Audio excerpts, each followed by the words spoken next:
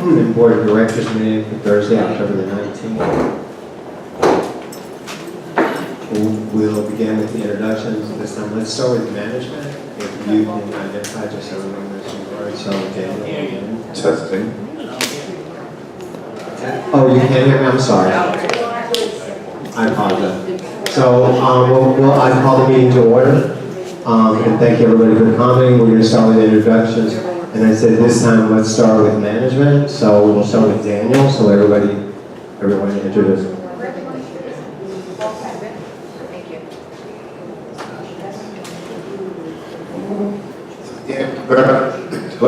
Daniel Cabrera, Resident Operations Manager. Mary Veal, Executive Assistant to the GM. Marta Gonzalez, Customer Service Manager. Paul Reith, Pools Operations Manager. Good evening, Dorothy Wazia, General Manager. Justin Mack, Director at Large. Sohila Kobler, Tower 2. Wade Weston, Tower 3 President. Personnel Treasurer and Board Director, Tower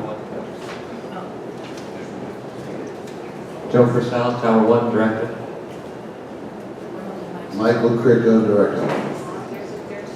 Richard Miller, Director, Tower 1. The first order of business tonight is the approval of the open meeting minutes for September the 14th, 2017. Is there a motion? A motion to approve the open board minutes for September the 14th, 2017. The motion has been made and seconded. All those in favor, raise your hand and say aye. Very fast. To the table. I'm sorry? We want to make a motion to the table. Yeah, you didn't have to. Make a motion to table it. Can you make sure that was on? I can't hear you, I'm sorry. I don't hear you. This one? Yeah, it's on now. Make a motion to table the minutes. The motion is made to table. Second. The motion has been made and seconded. All those in favor of tabling the minutes, raise your hand and say aye. Opposed? Passed unanimously. It's tabled on the minutes. The next item is reports and remarks. We'll begin with my remarks, and thank you all for coming. Tonight's the final reading for the garage. After that, we'll go into the implementation of how we're going to apply that. And I'd like to make an announcement. Thank everyone for coming to the owners meeting and all the input that we got on the projects. I will tell you that it was in a timely manner. We're about to start addressing the budget for next year, and we will be meeting as a board only to discuss all the projects that are pending. Take all this into consideration, look at our budget next year, make sure we're in line with those. And we will have another meeting afterwards just to say that we did hear you and we heard a lot of the comments. A lot of them were very good input and we appreciate it, and I'm glad we're all sitting down talking again. So we will let you know the next time that we are going to have input on that.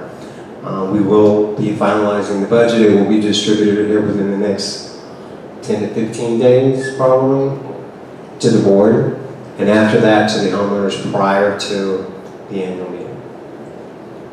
That's it for me tonight, Dorothy. Next would be the treasurer and controller. I'm sorry.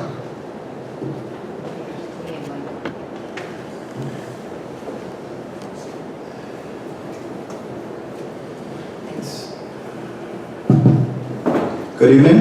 My name is Sean Curry, and I will be presenting the financial report this evening.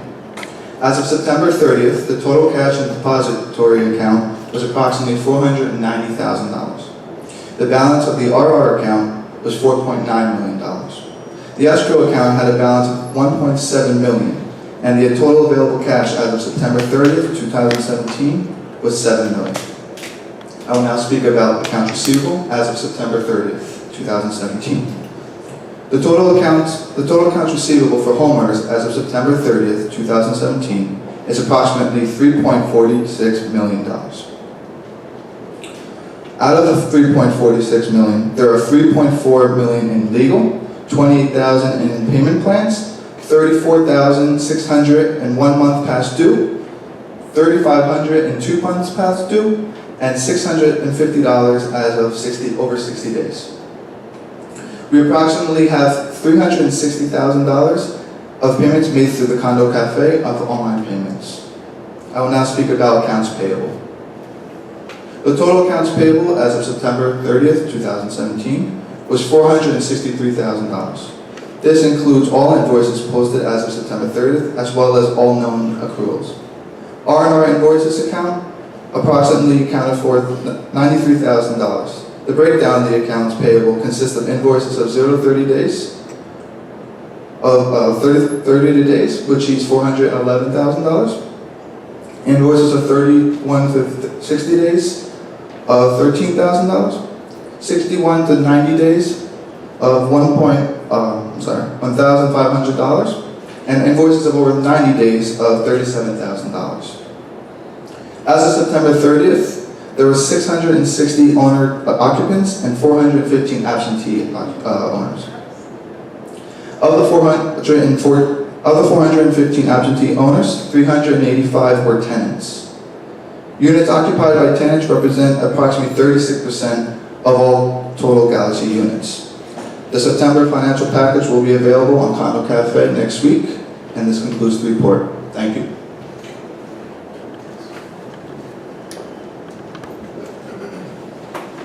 The next item on the agenda tonight is the management report. Good evening, Mr. President, directors of the board and Galaxy community.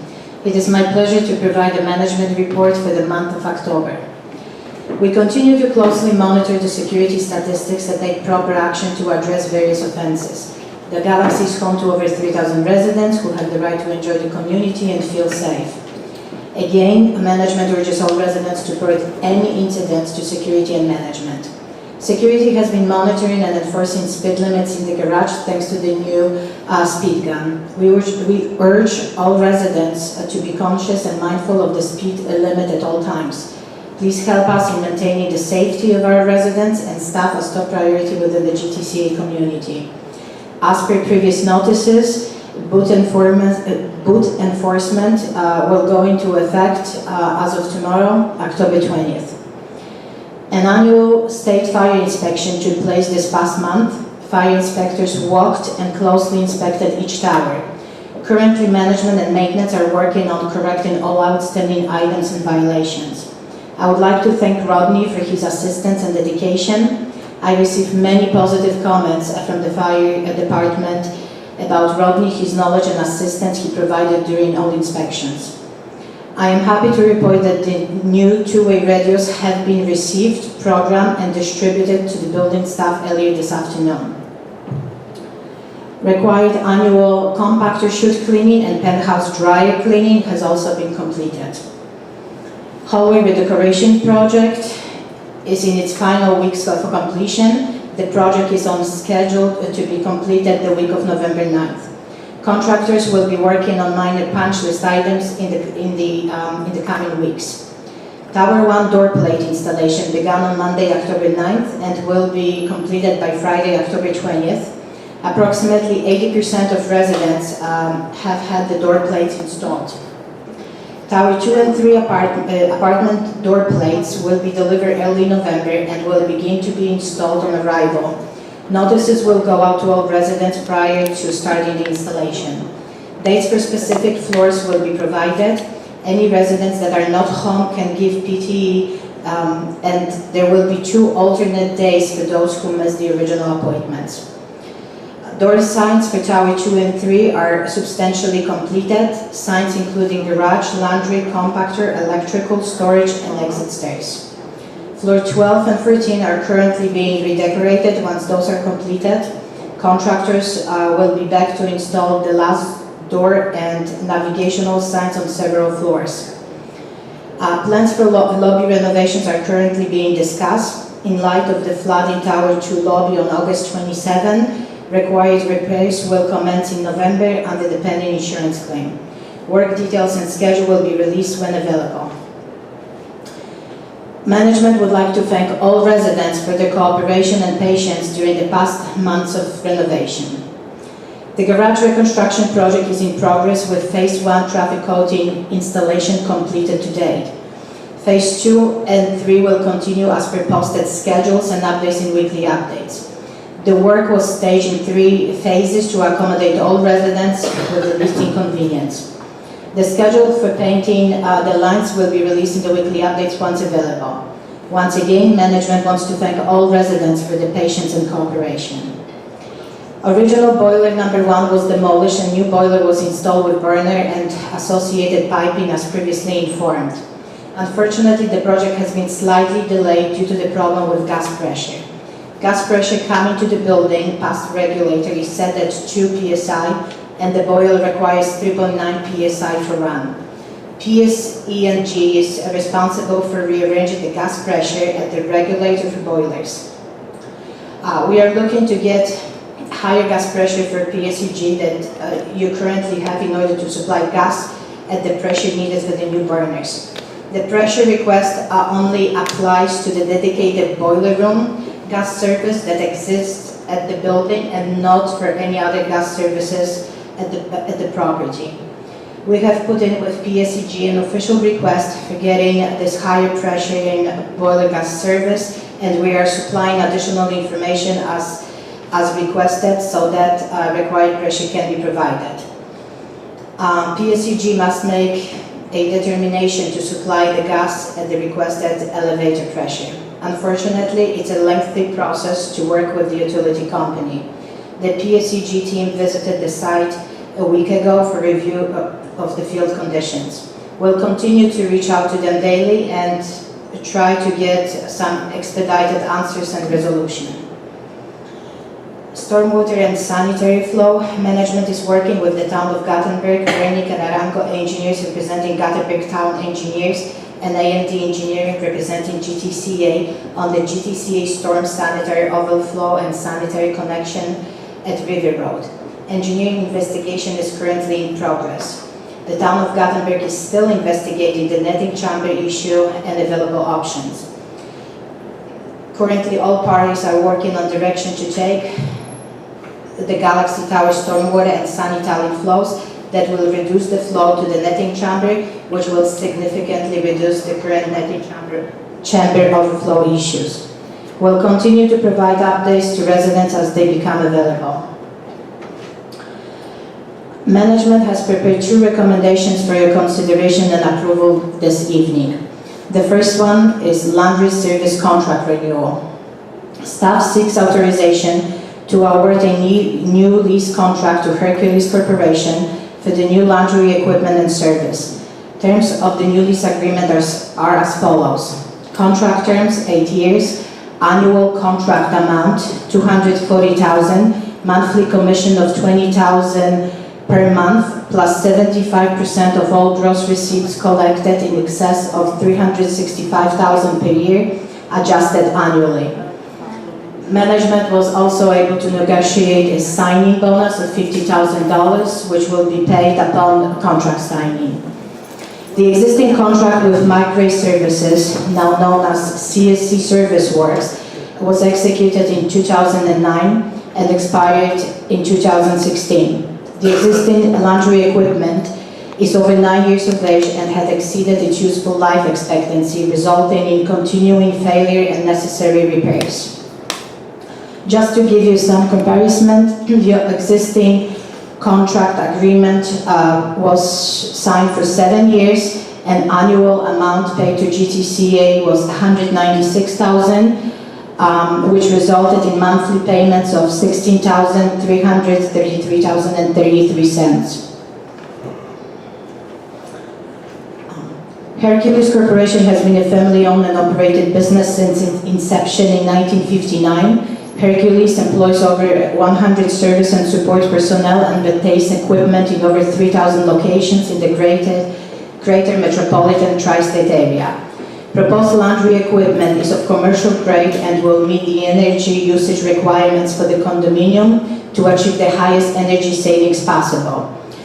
All of the machines will operate with the use of a Hercules smart card, included laundry alert, will provide a real-time online access to determine the availability of washers and dryers in the laundry facilities. The laundry alert website will inform the residents which machines are available or in use. Laundry alert will automatically send an email notifications to a pre-registered address when the cycle is complete. Hercules will provide one smart card kit for each unit, which includes a complimentary smart card program at $5 of value and instructional brochure. Hercules will be responsible for the internet installation and monthly charges to enable usage of the credit kiosk and alert system. As per your existing contract agreement, GTCA pays for all internet-related expenses. Management will also receive a login and will be able to monitor the actual usage, so that way any excess and gross receipts could be monitored and additional money received. And as you can see on the schedule, we provided you with the bid results. We had 4 companies bidding the previous slide. Yes, the previous slide. Yes, thank you. We had Spin Cycle, Hercules, CSC, which is also formerly known as McRae, which is your existing company, and SEPCO. As you can see, Hercules has provided you with the best options in addition to the signing bonus. So for example, 8 years at $240,000 per year equals $1,920,000. As per the new contract, the variance of $44,000 multiplied by 8 years will give you additional revenue of $352,000. Under the new contract agreement, all laundry rooms will receive new wall paintings, new ceramic floor tile, new signage, and new sinks. And I just would like to... Card equipment, yes. I also would like to add that new seats have been ordered. We received some questions about why the laundry seats have been removed. Unfortunately, the old one did not meet the fire code, and we were required by the fire department to remove them. So new equipment has been ordered and should be delivered by the end of this month. And as you can see, I actually put a slide of the inventory of laundry equipment in main rooms and also satellite rooms. So I just would like to emphasize that basically what you're paying for load is based on 2009 pricing. As per new contract agreement, almost all equipment will increase, the usage per load will increase by 25 cents. But that goes for almost every other bidder, including your existing company. The new prices that we received actually had some slight increase of 25 cents per load. Okay. The next item is actually 2017-2019 insurance renewal. Staff seeks authorization to bind the new insurance coverage for property, general liability, and umbrella coverage. The existing property, general liability, and umbrella coverage expired on October 18th. Wells Fargo Insurance Brokerage has replaced York International as the 4th largest insurance broker in the world and named the best insurance broker in North America for the 2nd consecutive year. Wells Fargo was able to obtain for GTCA better coverages at lower costs. And I'm actually giving you the proposed premium information. So we were able to achieve almost $29,000 savings. So your property in 2017, the expired premium was $321,108. I think it's the next slide. Your general liability was $203,100. Your umbrella was $36,600 and umbrella fee were $3,500. As per new proposed premium, your premium went down from $321 to $350,648, which is a saving of $5,460. Your general liability premium went down from $203,000 to $179,593, savings of $23,507. Your umbrella and umbrella fees stay the same. So the total, and the total.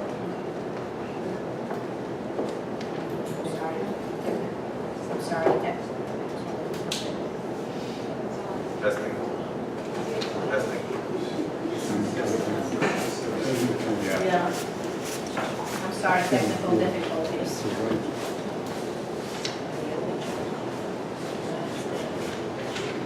Years ago, they can't put the light back then.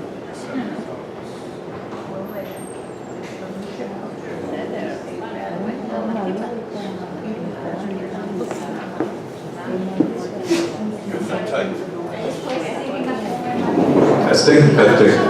Okay. We have One more time.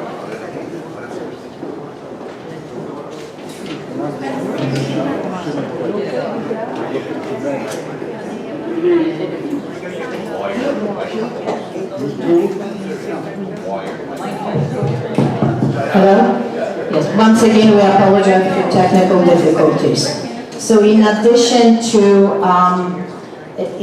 to better pricing and credit of $28,967, we're able to increase your coverages for the real property from $380 million to $403 million. And we were also able to include engineering fees and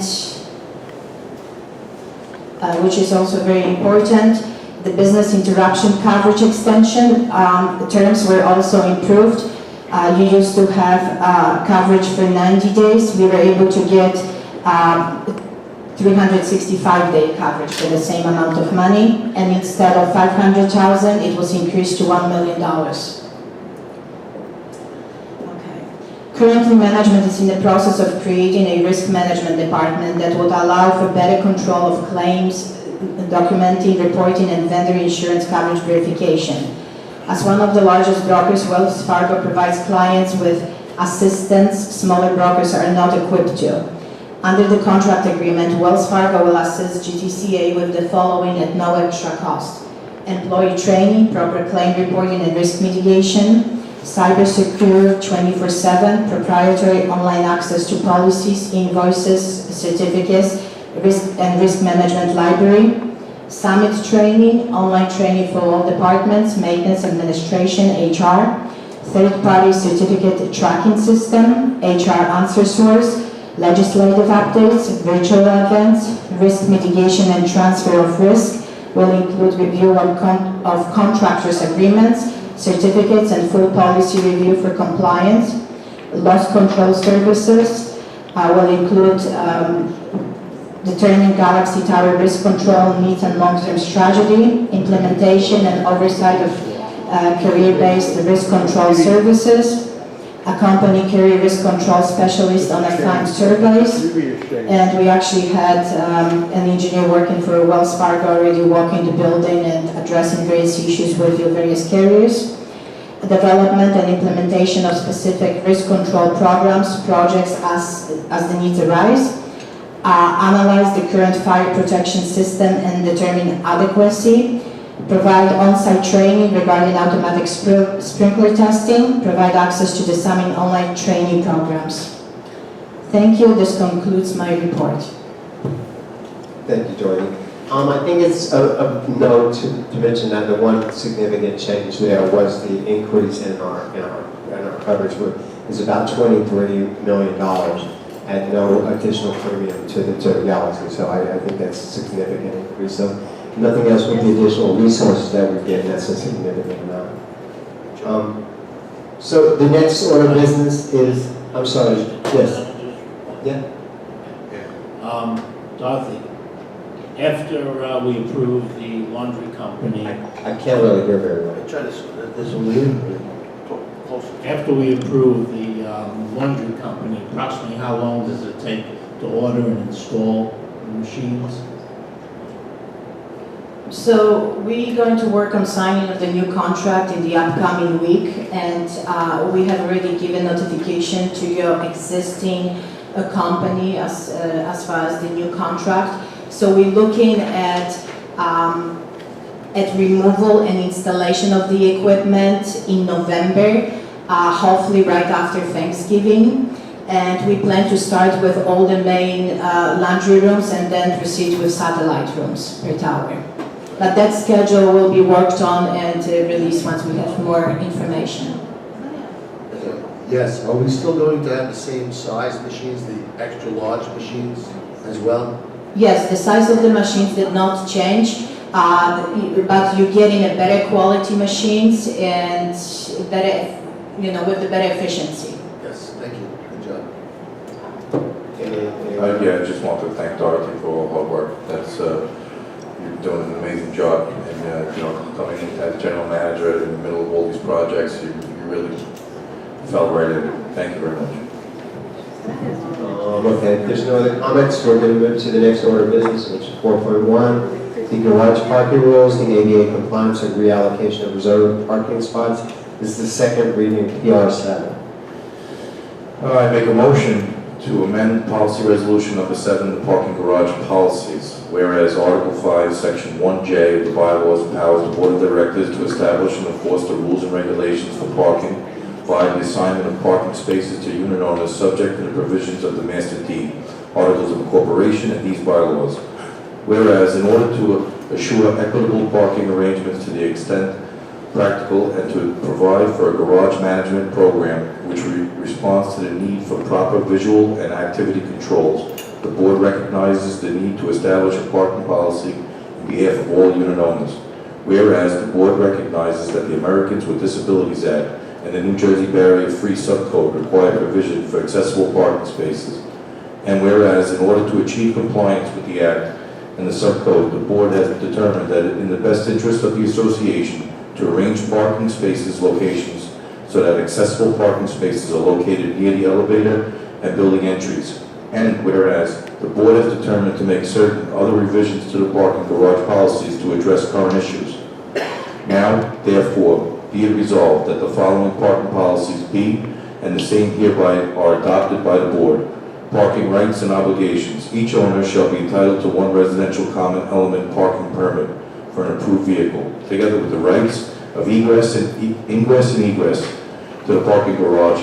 As such rights shall be governed by the policies and rules and regulations adopted by the Board. As the same may be amended from time to time, an approved vehicle shall mean any vehicle that is 76 inches in height or less and 204 inches in length or less. If a hitch attached to the front or back of the vehicle, the length of the hitch must be included in the overall length of the vehicle. Vehicles shall be parked according to the classes of parking privileges established in this resolution, and so are not to obstruct or egress of other vehicles or pedestrians in or upon traffic lanes. Vehicles in excess of the size of the approved vehicle shall be deemed oversized vehicles. There shall be 24 non-reserved parked and signed accessible parking spaces to be located near the elevator building and entries located on level 11 through 16. There shall be a total of 10 reserved spaces available for oversized vehicles to be located on level 6 and 7. 6 spaces for oversized vehicles shall be in their current location and may be reassigned at the Board's discretion upon termination of the current permits.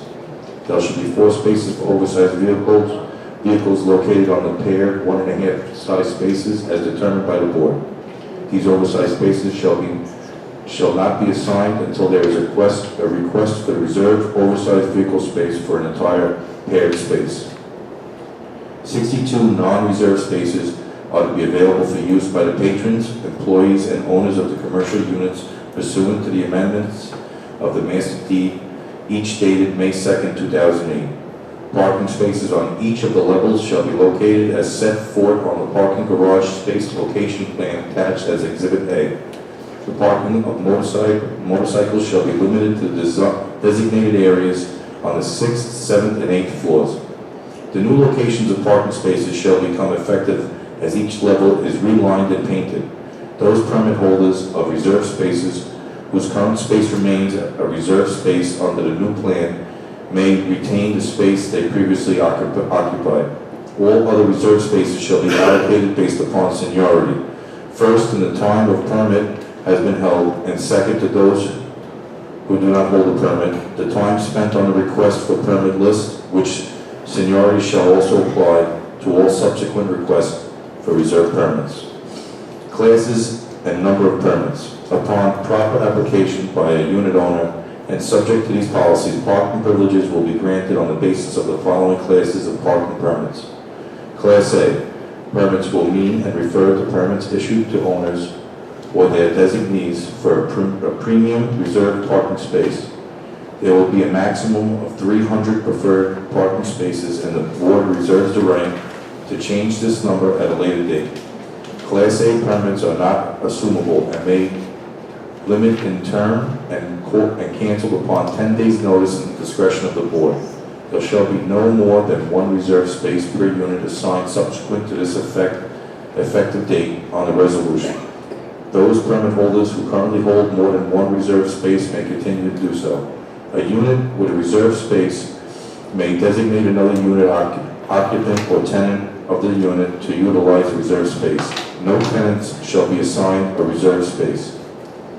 Class B permits will mean and refer to permits issued to owners or their resident designees for regular parking in regular spaces, not otherwise set aside for commercial, reserved, or motorcycle parking.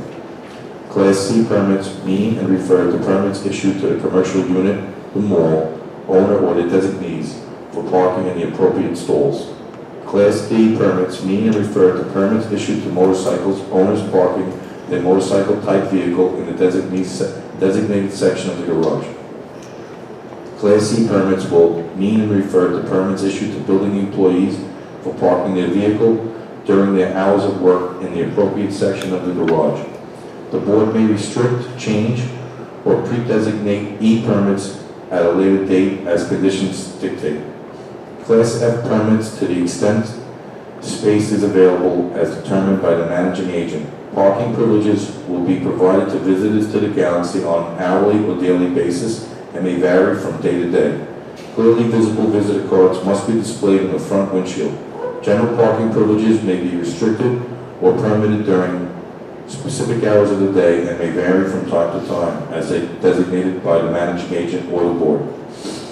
Class G means and refers to permits issued to residents grandfathered oversized vehicles which allow them to park in spots which have been identified that can accommodate oversized vehicles.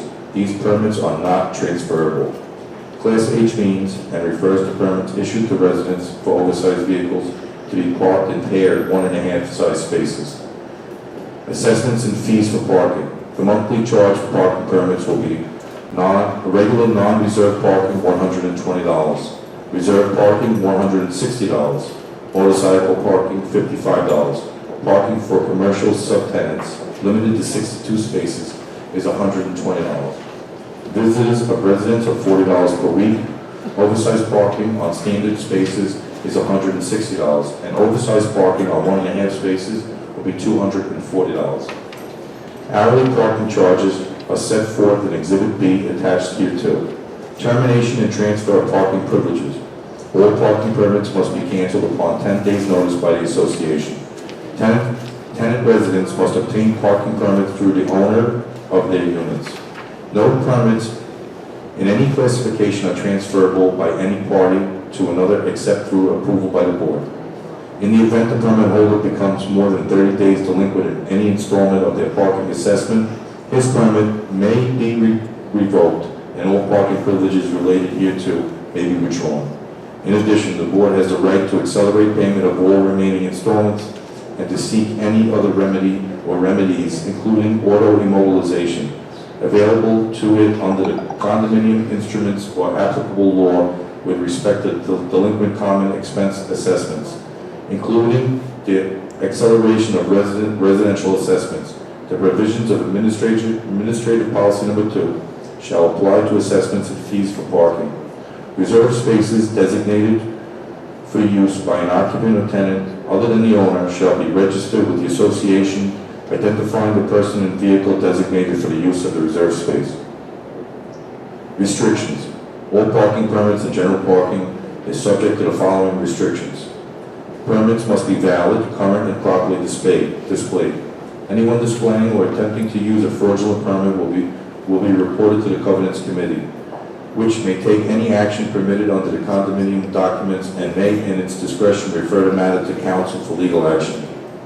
Trailers, campers, recreational vehicles, boats, bicycles, sport utility vehicles, and other vehicles which exceed 76 inches in height or 204 inches in length or 2 1/2 ton gross vehicles, weight is prohibited. If a hitch is attached to the front and the back of the vehicle, the length must be included in the overall length of the vehicle. Junk, abandoned, derelict, or other vehicles on which current registration and required permits and stickers are not displayed are prohibited. No vehicles may be parked which display conspicuous for sale sign. Vehicles must be parked in designated areas within the marked boundaries. Vehicle identification devices are not transferable, and attempted use by other than an authorized permit holder will void the parking permit. Washing, waxing, cleaning, or servicing of vehicles within the parking garage is prohibited. Repair to vehicles, as well as painting of vehicles, is prohibited. Handicap designated spaces must be strictly observed. 10 miles per hour speed limit, or as may otherwise be posted, must be strictly observed. Vehicle identification permits issued to permit holders are and will remain the property of the association and must be properly displayed. The replacement charge for a lost tag is $25. A permit holder must file a loss report immediately with the managing agent in the event of a lost tag. No signs, initials, numbers, storage containers, or any other additions or accelerations to parking spaces may be painted, displayed, or created by an owner. This restriction does not apply to a uniform numbering or lettering system that may be applied to all parking spaces by the association. Use of the parking garage and parking spaces shall be subject to the rules and regulations, a copy of which is attached hereto and made as part of thereof as Exhibit C. Enforcement of regulations. Upon 10 days prior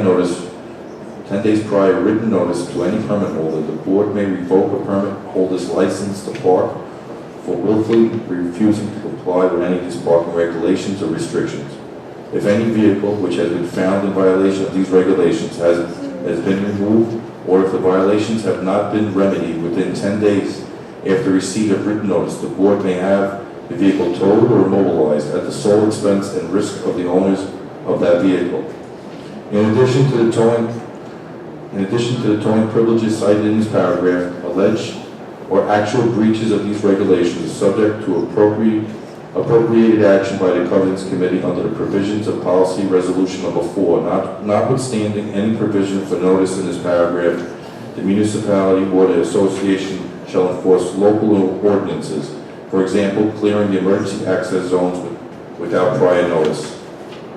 The board, directly or through the managing agent, is responsible for instituting any procedures, application forms, control ledgers, notices, and other administrative actions necessary to carry out the privileges and intents of this resolution. Such actions, which are subject to change from time to time as an administrative procedure, will construe as through they are initially and specifically provided for in this resolution. The board delegates to the general manager or a person designated by the general manager the power to impose fines for violations of Policy Resolution Number 7 and the rules and regulations in the amount of $100 for the first violation and $200 for the second violation. By way of example, for exceeding the 15-mile-per-hour speed limit without prior warning, the fine. 5 miles? Said 10 before. Hold on. By way of example, for exceeding the 15 50 mile per hour speed limit without prior warning, the fine for the first offense shall be $100. The fine for the second offense shall be $200, and the third offense shall be referred to the Governance Committee. Fines shall be payable within 30 days of the date of the issue unless the fine is appealed to the Governance Committee, in which event payment of the fine shall be suspended until such time as the Governance Committee makes a determination as to the fine. The Governance Committee shall have the authority to increase the fine and impose fines for violations after a second offense up to the maximum permitted by the law. The delegation of enforcement powers to the general manager shall be in addition to the enforcement powers set forth in subsection 6.1. The board delegates to the general manager or a person designated by the general manager authority to cause motor vehicles to be booted or towed from the Galaxy condominium property without further notice of the vehicle owner's expense for the following violations. If a unit owner or tenant's privileges have been suspended for non-payment of amounts due to the association, parking in a fire lane, parking in any location where parking of such vehicles is not expressly permitted, double parking, occupying more than one parking space, upon 72 hours prior notice of a violation, other than as set forth in subsection 6.4.1 through 6.4.5, above, for which notice is not required. If the violation has not been corrected, or any other violation of this policy resolution number 7, or the rules and regulations, any motor vehicle that is booted for any violation described in the subsection 6.4 shall be required to pay a boot removal fee of $250 before the boot is removed, which fee, if not paid by the owner or lessee of the motor vehicle, shall be deemed to be a common expense payable by the owner of the unit for which the vehicle registered. Any violators of this regulation shall be responsible for all legal fees, other costs incurred by the association with respect to the enforcement of this policy resolution number 7 and the rules and regulations. Excuse me, can you clarify this paragraph 6.3? A copy of the resolution is available on the counter in the back. I'm sorry, yes. Is it The motion has been made, I'm miles? sorry, 1 second, it's not proper. The motion has been made, we'll open it to discussion after it's been seconded. So the motion has now been read and made, we need a second. Second. Motion been read and seconded, can I have discussion? Yeah. I just want to say, this parking resolution has been worked on for a number of months now. There's been a lot of time and effort, legal opinion. We try to do the best we can to get this done, and I'm sure if there anything that we come to see that doesn't work out with this, we will bring it back and work on it some more. I'm sorry, yes. The only concern that I have, which I brought it up in our working session, is that if we increase the number of reserved spaces to 300, given the fact that we're working on the garage and currently we are short of spaces, that might affect other people that they don't have reserved spaces. That is something that I'm very concerned about. Any other comments? I do think it's prudent for me to ask or to make a motion for, to revise the motion in section 6.3, where it is listed at 15, all the other documents, and all the other documentation in the resolution says the speed limit is 10. In that section it says 15. I believe it's prudent that at this time that we amend that to be 10 miles an hour. So we need a motion to amend. I mean, what, no, we don't need to. It's saying that if you're doing Over if you're doing 15, 15, you're going to get a over. fine. Yes, It's not saying the speed limit is 10. It's saying if you get... yeah, because it's Oh, very, okay. All right, that's fine. 15 is very fast. Well, That's why we the speed limit is 10. miles an hour. The speed limit is 10 miles per hour. But if you're doing 15 miles per hour, you're going to get a fine. And I'm sorry, ultimately... one second. One second. This is not an open meeting, it's the board. So if there's discussion from the members of the board, we'll be entertaining that. The resolution is available, we're all available to speak at it privately, but we'll be around after, so if anyone wants any clarification, we can discuss this then. So it's time to, the motion's been made and seconded. It's time to vote. All those in favor of passing the new PR7, please raise your hand or say aye. Aye. All those opposed, the motion carries. The next item of business is new business. So the next item Lord Dorothy mentioned recently, but the next item is the laundry service contract. That will be motion 5.1. I make a motion to award a lease contract to Hercules Corporation for the new laundry equipment and service contract terms of 8 years, annual contract amount $240,000, monthly commission of $20,000 plus 75% of gross receipts collected in excess of $365,000 per year, adjusted annually with a signing bonus of $50,000. The motion's been made and seconded. All those in favor, raise your hand or say aye. Aye. All those opposed, same, the motion carries. Next item of business is the insurance renewal, motion 5.2. First, I'm going to make a motion to ratify a prior vote to replace York International with Wells Fargo as the insurance broker for the GTCA. The motion's been made, is there a second?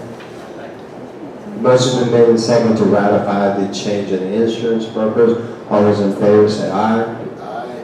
All opposed? Now I make a motion to approve and bind a new insurance coverage for the property and general liability and umbrella. The motion's been made to bind the new insurance company. Is there a second? The motion is made and seconded. All those in favor, raise your hand or say aye. Aye. All those opposed, the motion carries unanimously. Next order of business is motion 5.3 with lobby restoration. So there's been a little bit of conversation about that, so I'd like to give a little bit of definition of what that entitles, what it entails. It's completing lobbies, if you'll notice, in all the lobbies that are finished, or most of them are 99% finished, there's a termination of the new wallpaper that was applied. That's part of the hallway decorating agreement, and that's in that agreement, that was where that project stopped. So this motion is not about any construction or any restoration. I mean, it's more about finishing the finishes. It's replacing the carpet in the landings, keeping the lobby consistent, and getting the wallpaper up. It's also about taking down the acoustic tiles and replacing the acoustic tiles, which are over 10 years old. They're in bad shape.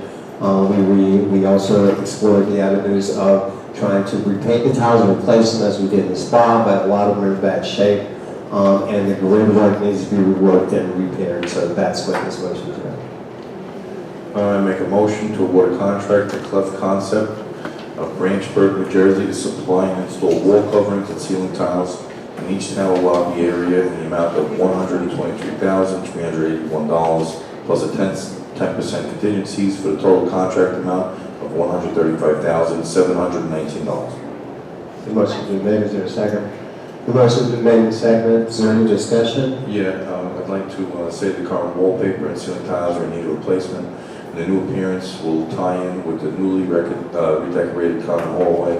Tower 2 redecorating will go through the GTCA insurance. These are important first impressions areas for guests, prospective unit owners, and residents. The hallway redecorating project is coming to an end, and the floors behind the lobbies have been redecorated. These vital areas require an update. Material and appearance. This is the low bidder. The Accent Group actually came in. That's doing our hallways at $170,000. The low bidder was $123,000. Any further discussion? I just to further on that, we asked Accent Group to finish the lobbies for us. They came in at what we thought was an exorbitant number, so we went out to bid. We saved about $50,000 by sending this out. Well, it will be the exact same wallpaper, exact same carpet from the same supplier, just a different installation. Is there any other discussion? Yes, Richard. This isn't directly related, but we're talking about lobbies. There's a number of lobby tiles that are broken, so I just wanted to mention we should see about replacing the cracked tires. Yeah, I agree, I think that's part of the maintenance thing that we should just have done, I mean, so you don't need to spend on, but, yeah, definitely. Any other discussion? The motion was made and seconded, all those in favor, raise your hand or say aye. Aye. Aye. It's unanimous. All those opposed? None. The motion carries.